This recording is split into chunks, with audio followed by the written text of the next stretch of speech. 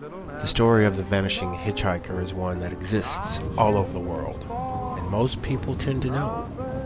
As with any urban legend, no one is quite sure where the story started, but everyone knows it, and everyone knows someone who it has happened to. This is known as the friend of a friend story, but here in Chicago, the story of the vanishing hitchhiker goes a little further.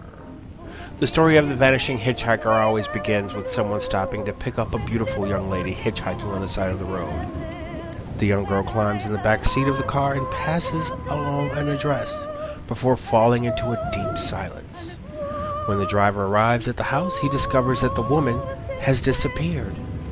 He goes, he knocks on the door, he asks at the house, and is told that the girl died 10, 15, maybe 20 years before, and always appears on the anniversary of her death.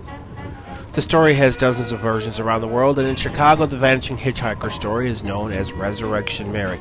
But this is not just a tale. This is an actual accounting of Resurrection Mary as it happened to me. Well, not me. To my grandfather. Well, a friend of my grandfather's. Well, the next door neighbor's cousin who lived next to my grandfather's nephew in Canada.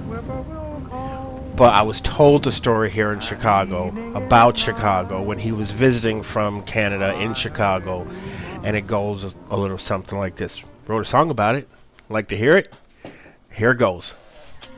I was driving in my car one night down the street, heading to a Southside pub where some friends had to meet. Just chilling to Cyrus radio, not Miley. The line's kinda funny, it made me go smiley. But back to the story, as I stopped at the light, a woman stepped out wearing a dress that was white. She needed a lift, headed where I was going, so I offered a ride without her name I've been knowing. So she sat in the back, told me where to go, cause I'm from Canada, don't you know? When I got to the place for to drop her off, she was really quiet. I thought she nodded off, so I turned around, but she wasn't there. That's when I noticed that all of the hairs on my arms were standing, and that's when I knew I picked up a dead girl, and you could too. So if you're out on Arch driving at night, be sure to look out for the dead girl in white. The dead girl in